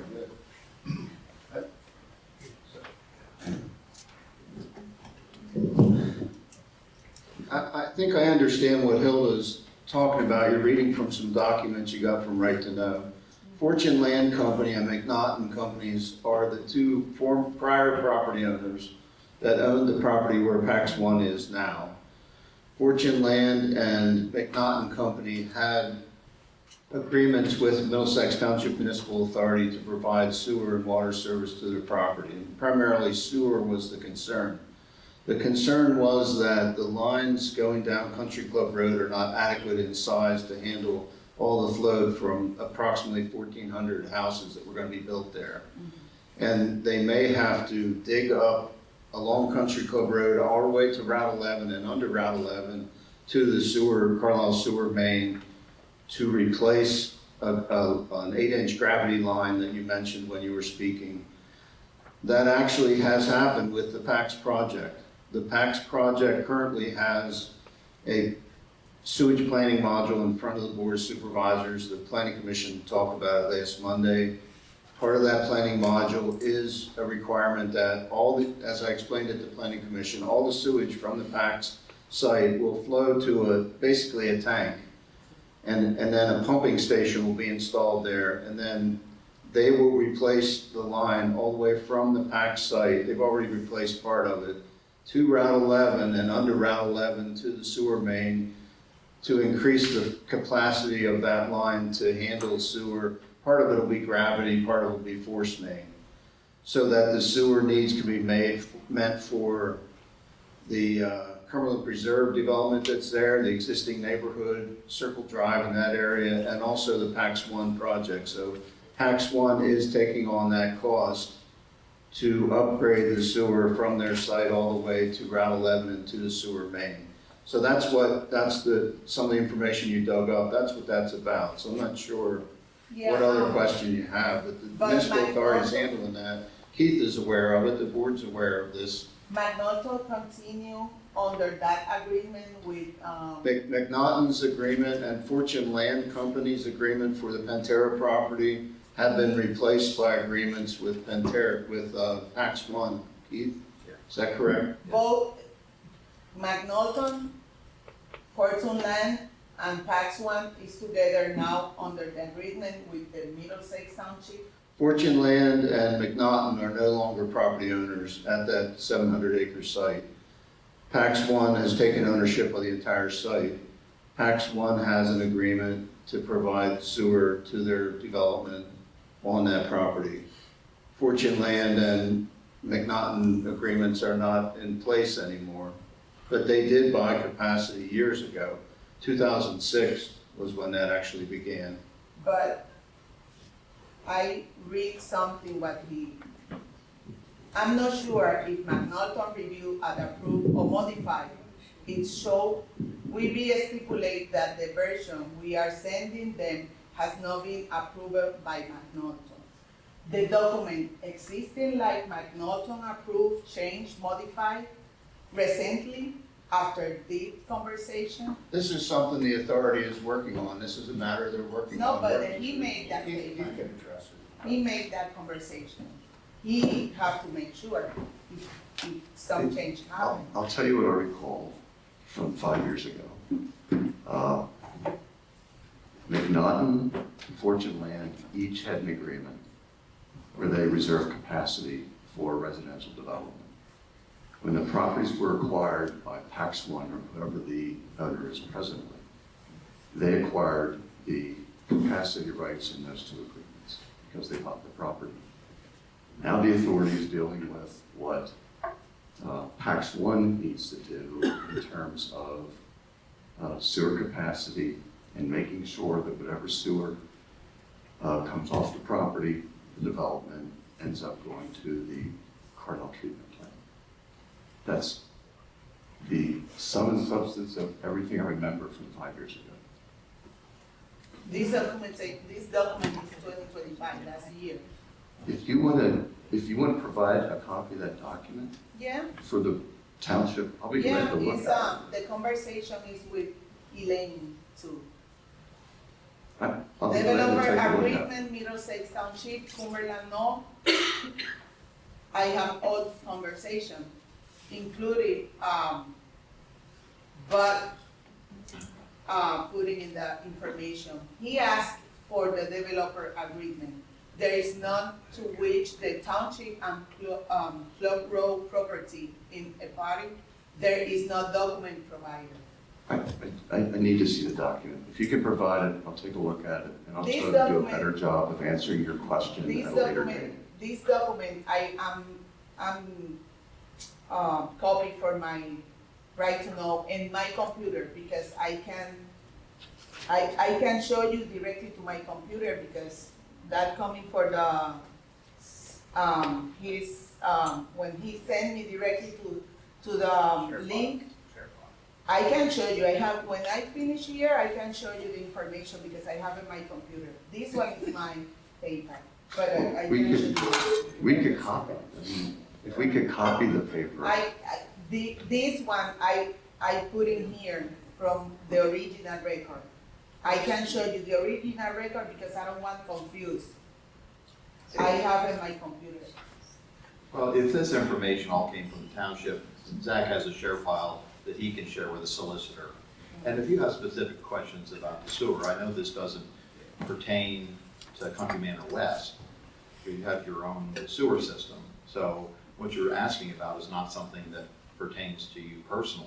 I understand you have the right as a resident to ask these questions. We're getting a lot of right to knows. And that's everyone has a right to ask for information. But when the share file is shared with the solicitor, if he has any concerns, he can address them with you in the future. If you have concerns about the municipal authority, I know you reached out to Mr. Morrison on numerous occasions with many right to knows. You can certainly come to the municipal authority public meetings and ask questions there as well. Yeah, I make a question to Mr. Roddy, but he never responds what I asked him. Last time I'm assuming right to know about metal sewer, and he don't respond what I asked him. And now I have appealed in open record because he denied the record. That's why I'm making the question here, and I'm use the paper by my group Right, I think we've told you all we can tell you at this point. Next comment? Okay, I'm Monica Kurtz, 14 Berry Drive. Okay, I really don't want to be here. I don't think many of us do. I also did not want to go to a blasting meeting. I'm going to tear up again. Okay. It's not what, in our senior years, my husband and I thought we would be doing. Walking out to our door, seeing a tag, you're invited to a blasting meeting. It did not go well. The people at our blasting meeting were very upset. Daily, I get a notice on our phones of a notice for blasting. We did not buy a house in Middlesex to live this life. We're both retired. We're trapped in our house. We can't sell because of the value. Where are we going to go? This is the future. Mark, look at me. We're not having fun. What you guys did to us was wrong. Now, either you are that guy at this thing, you think it's all okay. It would be good to talk to the board Okay, well, you said it was that. The other thing is, I'm going to get a little out of order here, but did you research Pennsylvania data center partners? Have any of you researched them? They're not good people. Andrew, whatever his last name is, put Harrisburg and Mayor Reed into $288 million in debt with the Harrisburg incinerator project. In best case, this is just a quick search of him. Best case is past judgment on projects has been poor. And worse, it demonstrates a willingness to saddle local communities with debt while he and his firm profits. This is who you are listening to when they tell you, oh, this is going to be great for the community. You're listening to the snake oil salesman. You're not listening to science. I wanted this to be okay because, as I said, we are trapped. And by the way, our house is the closest one to these monstrosities. I feel sorry for Country Club, but we're going to have them in our backyard for the rest of our lives. Thanksgiving, Christmas, we're going to look out at that sound.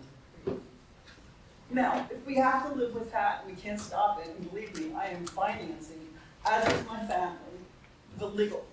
We're doing that first, because I'm a fighter. I'm not gonna, I cry, but I fight. And I'm gonna remember what you all did for the rest of my life, as will everyone that I can reach out to. Okay, we met with Barb Greer on Tuesday, and that's another thing we do. We do rallies. I was in college in the 60s, and I never protested. I'm a protester now. I'm in the Capitol with the Stop This, no data center sign. This is not who I am. This is who you have turned me into. Okay, we met with Barb Greer, and she's a lovely woman. But I mentioned, I hope I'm wrong, but phase one, there's going to be older equipment. Is that memory correct? Then they said that the later phases, they would put the newer stuff on. Did you check that? The first two buildings is what they told us. Yes. Okay, that's the one in my backyard. I put the newest stuff there. And she agrees. And she said she was shocked that we were supposed to have the best equipment. So please check that. If I have to have this monstrosity in my backyard, I want the quietest. Okay, the CGA equipment deal. She apparently came to you guys and told you her idea for it, and because in 10 years, and she said this to me Tuesday, they're going to be obsolete, and she wants some of that money put for decommissioning, the old stuff that's going to be left there. And she did mention all those monstrosity motels that we're looking at. And I'm glad you care about Moonlight Diner when you put this monstrosity in our backyard. I mean, nobody even notices Moonlight Dining, that that's even an issue. Okay. I think I pretty much said everything that I had to say. Yes, that's it. Thank you. Thank you.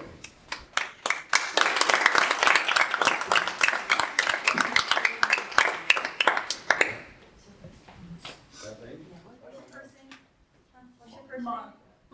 All right, I think you don't know me, but my name is Arlene Darlington, Quartzville Road. I tend to speak at all these meetings because I think my words are important. I recognize that Don was here at the PC meeting on Monday, and Bud was here, and of course you guys. But so I just wanted to share something that I and a couple of others confirmed with the representatives that were here from Livick on Monday, and also to Monica's point to make a comment to you, again informational about the decorum that their lawyer presented to us, and specifically to me. It takes a little bit to get me offended, and I was really pissed off at that guy. You know, at his level of importance that he, you know, walks around, I guess he just glows with self-pride. His behavior to me and to others at that meeting was downright disrespectful. Now, you folks have chastised us residents for our emotions, our behavior, our outbursts. We're not lawyers, at least I'm not, maybe some of you folks are. I wish that somebody representing the township at that meeting on Monday had told him to behave himself and act like the professional that he pretends to be. Because next time I will say something to him. He wouldn't even turn around and look at me, and the topic was an old one, the number of generators. The topic, I specifically asked, in almost every meeting I bring this up, because I feel like we've never gotten clarity from the developer. Well, a couple meetings ago when we had Charlie Courtney and Justin Ross here, it was a planning committee meeting. Actually, it was said at a planning committee meeting, and again, we don't have minutes, so I can't reference the exact time. And I believe it also happened at a board meeting as well, where I keep asking for this exercise schedule, the maintenance schedule for the generators. And previously the number was 432. Now it's up to 532, which was a surprise to me.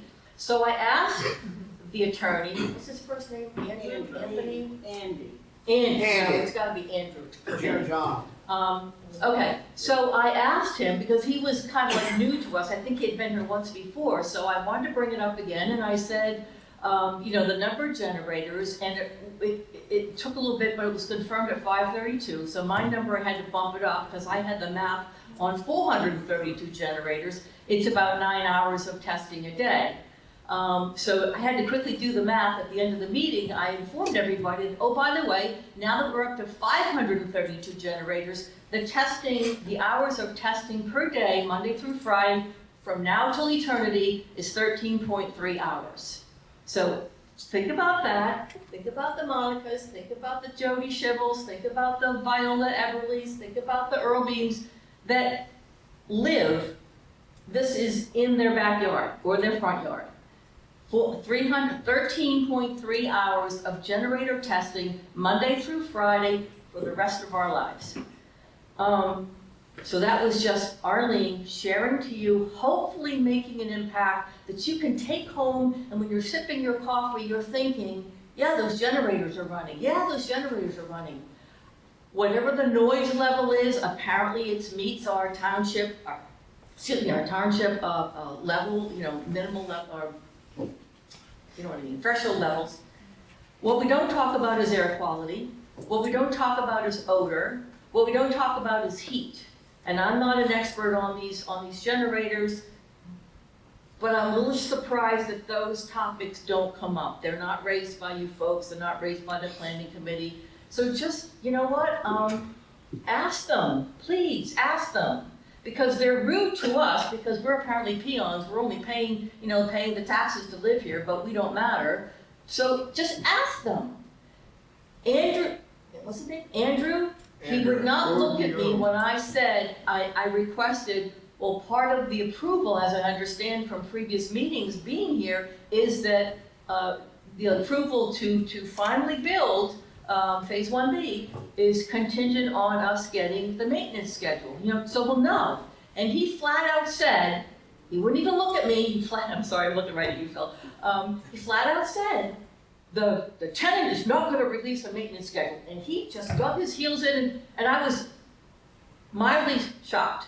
not the rudeness, because I already sized them up for that, but I was shocked that the table seemed to be turned, because I remember Charlie Courtney nodding his head, agreeing to provide the maintenance schedule. They're just, I don't mean every day, starting at 8 o'clock, we're gonna turn a generator on and we're gonna test them. I want confirmation that my math says 13 hours of testing a day. We have a right to know, you have a right to know, what this damn tenant plans to do to our quality of our air and our noise and the odor. And we don't even talk about the state constitution, which we have the right to have that available to us, but this particular mission critical project apparently is exempt from that. Ma'am, Yes. go with what Charlie Courtney told you. Seriously. Oh. When he told you Well, he didn't tell about me. the He schedule didn't know. and whatever, Yeah. Well, the schedule, the math, Right. we can't refute the math. It's 30-minute testing window every month for every generator. So 30 times, half an hour times 532 generators is 266 hours. Divide that by 20. Anyhow, that's what my math came out. Okay, so I wanted to basically tattle on him that he was rude to us and to me specifically, and my other tenant will disclose. Yeah, okay. So if we could keep that as a, let's circle back to that and make sure that we understand, because my notes said 432 generators. Somewhere along the way it went to 532, and that increased the hours of testing, and nobody's bringing that up. So Well, okay, so I'm done. Thank you. I will speak to them because they have no right to be rude and disrespectful to the residents. So I will bring that up with them. Thanks. Because that's not appropriate, and I'm sorry that you were treated that way. I know a lot of people are focused on the generators, and I understand the concern. The tenant has not yet been named. The tenant is the one who will determine the number of generators. That has not been written in stone at this point. Okay. The testing schedule is based on the warranty of the units that are going to be installed. They have to run a certain period of time per month to meet warranty specifications. Yep. I did spend time talking to our local representative from the Department of Environmental Protection, who will issue the permit if the project moves forward, pending the appeals. If the project moves forward, the DEP at final land development will issue a permit that will allow the run schedule for the generators. We will not have any details on generators and run schedules until final land development and a DEP permit is issued.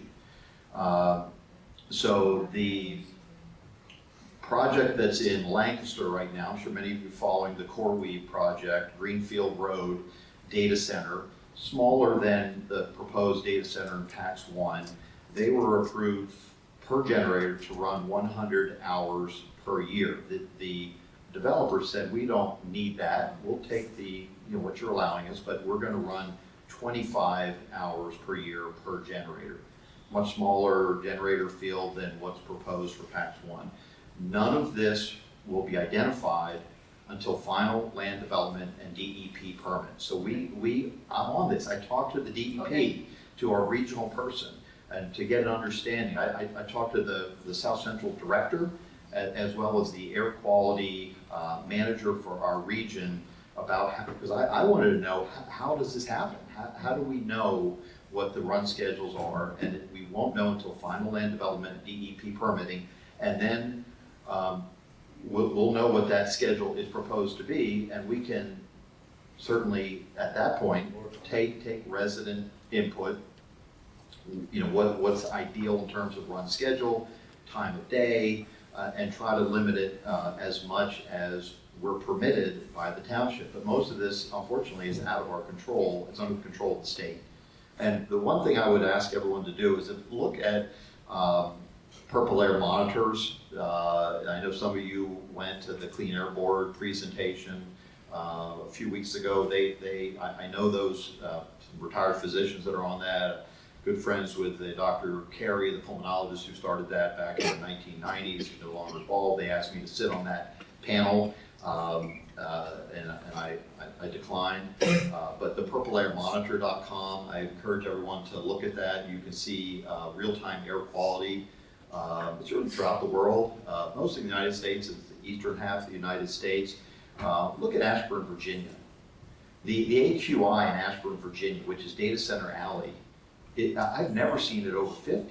It's really shocking to me that it's not higher than that. Certainly you get into urban areas, Philadelphia, outside of New York, you'll see AQIs that can be high depending on the weather.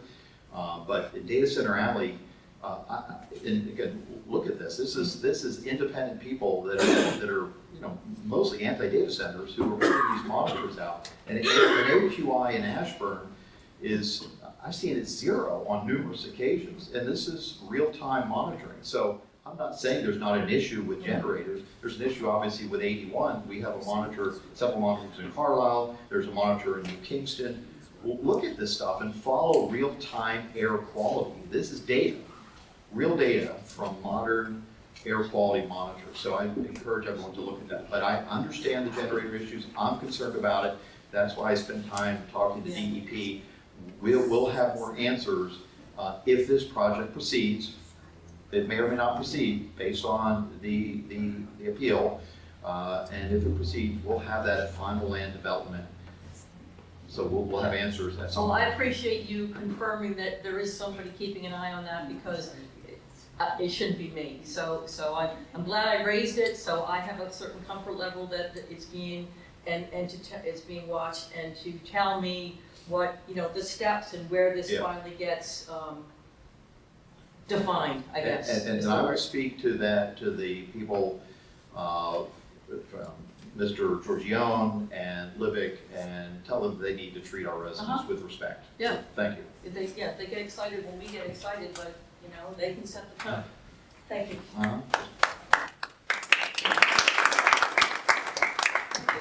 We were at the Clean Air meeting in Carlisle, and the DEP lawyer there actually said that the Miracle Mile was so polluted that she felt like it would work in our favor because of the cumulative effect of air pollution, that you wouldn't put a data center there because of that. So I think that's the thing. Virginia doesn't have, those people are not by the Miracle Mile.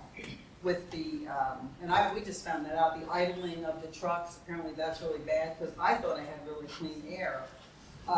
We've also heard that, like, originally the generators were put closer up to Country Club Road, but the air was not pure enough for the generators, so they had to go down low near the Conant where we are. So you can't compare our air with the air in Virginia. You have other things that are going on in our area that the cumulative effect doesn't work.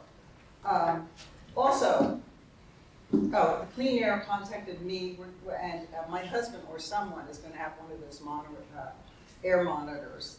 They're that concerned. The Clean Air people are horrified. Well, their whole thing was on data centers. That's why we went. I mean, I know some of those doctors too, and I never went to one of the meetings. I thought, well, that won't ever affect me. And there I am, again, another thing we hadn't planned on. We've become in Clean Air. So we're going to have one of the monitors. I'm trying to get another one for somebody else too, to monitor that. The other thing is the sound in Virginia. I'm sure they took you. I understand you went and listened, but you understand that you probably went like to the best one. You think that's what we're going to get here? I mean, in 700 acres. You research why these data companies zeroed in on Pennsylvania. There was a guy, again, at the Clean Air who said it's our local government. Our governor doesn't have a lot of power. You guys do. And they researched that and came in and focused on you. You have to look at how you were made targets for this stuff. And they knew you wouldn't know. I mean, a month ago or 2 months ago, we didn't even know what a data center was. Now I'm a semi-expert on it. And they focused in on you, knowing that you wouldn't know the horror that you were opening the door to. And the other thing, Barb Greer, or Glenn, thinks it's too big. She's like, one generator, because I commented, why does it have to be this big? It doesn't have to be that big, you know? I'm not even, at this point, it wasn't totally against data centers. I thought, well, they have to be somewhere. But the more you learn about them, wow, they don't need to be in Pennsylvania. They're that horrible. Okay, Mrs. Kurtz, Yeah. you far exceeded your 3 minutes. You also I'm came up a sorry. second time and you interrupted Mr. Gerber, who's been standing in line. Oh, yes. So I did ask him. I think you've had your time. We I'm appreciate sorry, your comments, and now it's Mr. Gerber's I turn. did ask him. I would never do that. I promise that. I asked him. I wanted to follow up on whatever her name was. I forgot about that. You know, I don't know what you guys realize. And you realize they took you to the premium quiet place. I hope we get that.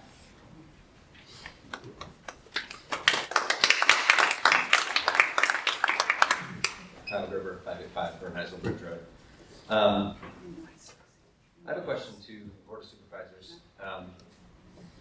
This is a use by right as outlined in the ordinance. And that's been cited many times as why the township doesn't really have any teeth to be able to impose any conditions on the project.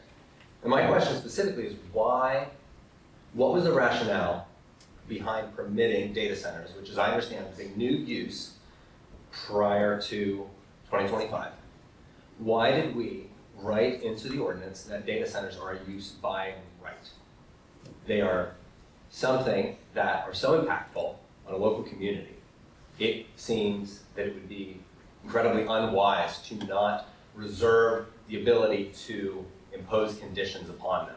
And yet in Middlesex, they have a right to be built anywhere that they are a valid use in the ordinance.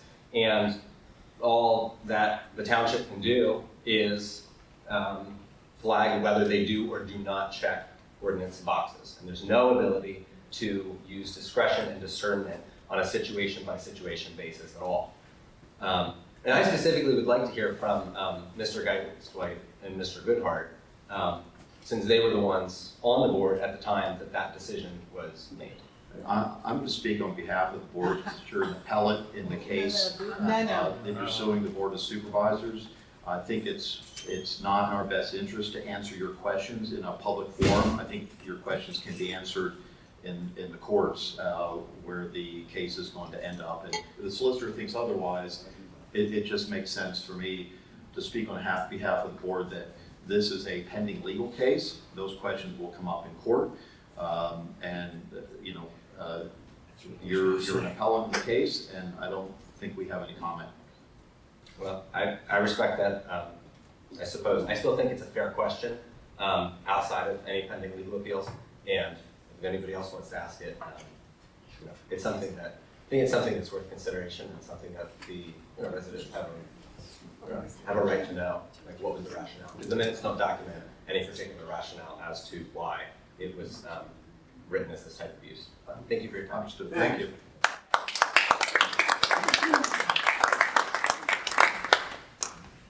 Excuse me for coming up again, but I just want to set the record straight with the diesel versus natural gas generators, okay? The primary component for a natural gas generator is water vapor and carbon dioxide. And that's it. Diesel's a lot more pollutant than that. Thank you. Thanks, Val.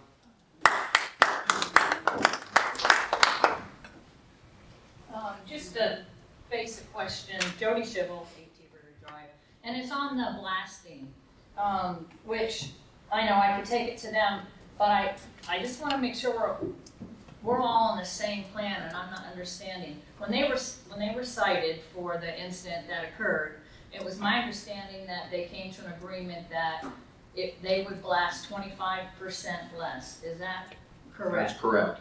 Okay, because there was 50% conversation, and then it went to 25, and I still wasn't sure even when I left the blasting meeting what it was. Okay, so I am still feeling at our home, now the day after DEP must have came out to the site, is that correct? They came out to the site the next day, or that day? They came out within 24 hours. Yeah, so then there was another blast, maybe not the next day, maybe, or the following one, and things were actually relatively calm. in that blast. Now, we're back to blasting again, and they're strong. So yesterday's was shaking the house again. And it looked like it was a pretty big blast from the photos. I don't know, maybe some make more dirt than others, depending how much dirt they put on or over it or around it, you know, so I don't know enough about that. So I'm still saying that I'm questioning the strength of what they're putting in is okay for some of the areas around that blasting site. I know they have rules, they're allowed to do this, and they have the seismographs that say, you know, what they're doing. But it may be how our lands are set up where those vibrations are coming out.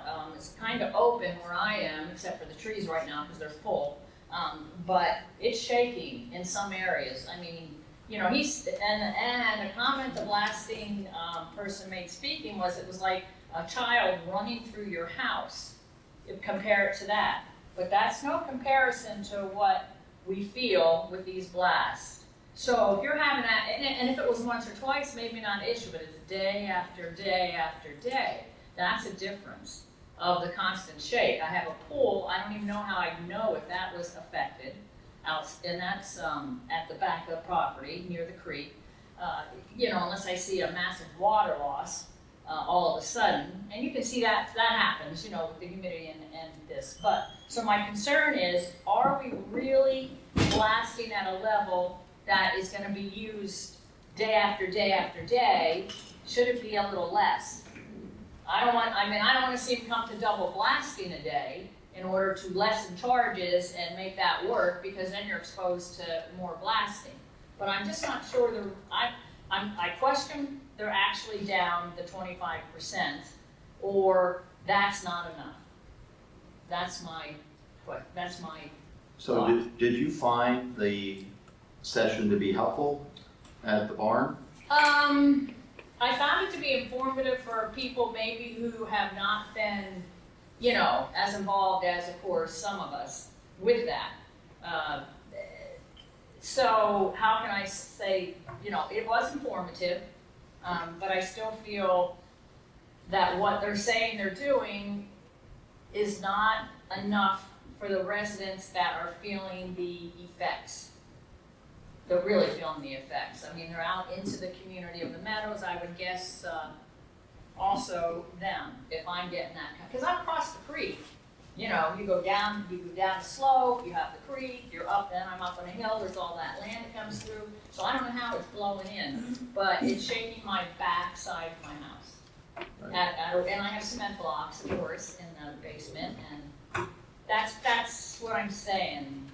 Maybe they're doing what they need to be doing, maybe not, or maybe what they're doing needs to be a little less.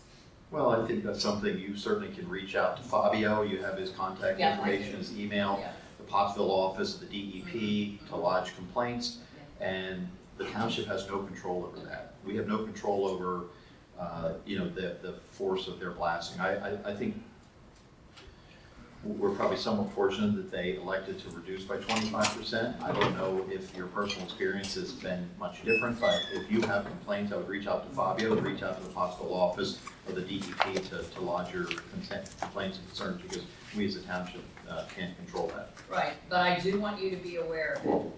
You know, I want my voice, I want you to know, because you are the township and you are the supervisors. And exactly. Well, I want them to understand that 25% is not reducing the amount of blast. Right. It's the number of holes. Yes. Okay. So I guess, you know, a point blank question is how many holes? I think when they did that one, it was it 60? I'm not sure how many holes it was. The blast, how much, Mark, do you know? What I recall is they were drilling around 500 holes at the blast that was in violation. Okay. Now it's somewhere around 300. Okay. 375. 375 maybe. Yeah, so maybe we need 300. But it's totally up to DEP, like Phil said. Well, Okay. yeah. Well, and when I talked to the developers today to tell them to, you know, not be rude to our residents, I'll also tell them that, you know, we're still hearing a lot of concerns, and whatever they can do to mitigate that, we would appreciate from the township level. Yeah, that would be appreciated, and I will call Fabio and, Thank you. you know, go there. Thank you. Thank you. I asked to the drilling, when I'm in the meeting Wednesday, asked the guy for the drilling company, if it's mandatory, they make the study in the land cross the creek before it start blasting, but he don't respond. Well, I was there at the meeting, I saw you, I asked the question, that was Wednesday night, this is Friday morning, I think they were going to look into it, whether you get an answer or not, I'm not certain, but I know he heard you and he said they were gonna look into it. Yeah, but just tell you what he Next. said. She has the podium, please. I know. Ashley Asper, we're two members rep. I guess my question kind of bounces off of his. So in the future, I know that this is an overlay, and if we do more overlays like this for people that want to come in and put this on different properties, is there a way to make these like conditional uses instead of just blanket giving them 75 feet, and obviously next to the neighbors, 75 feet seems a little excessive. All right, I think that's something that when we start our comprehensive plan, certainly hope that, we have, people from all over the township on that. Again, this is not just an anti-data center document, but the whole point of this comprehensive plan is to then look at our zoning and make changes so that those changes are important to the residents. Again, we currently, as you know, have a moratorium or a pause on further data center overlay or data center development in the township, which we did in January or February. And, that's months before anybody from the state government recently said this week that, the House bills that are being bantered about is saying we should put a pause on this. We did this months before the representatives have voted on this. But that comprehensive plan will hopefully allow us to look at our zoning and change it to make it consistent with what the residents of the township want. And if that's one of the things that, it will be a special exception, right, or conditional use versus permitted by right. So thank you. Thank you. Okay, we're gonna move on to an executive session. Right. What? Jerry, no action on the executive session. No. We get adjourned. Meeting is adjourned.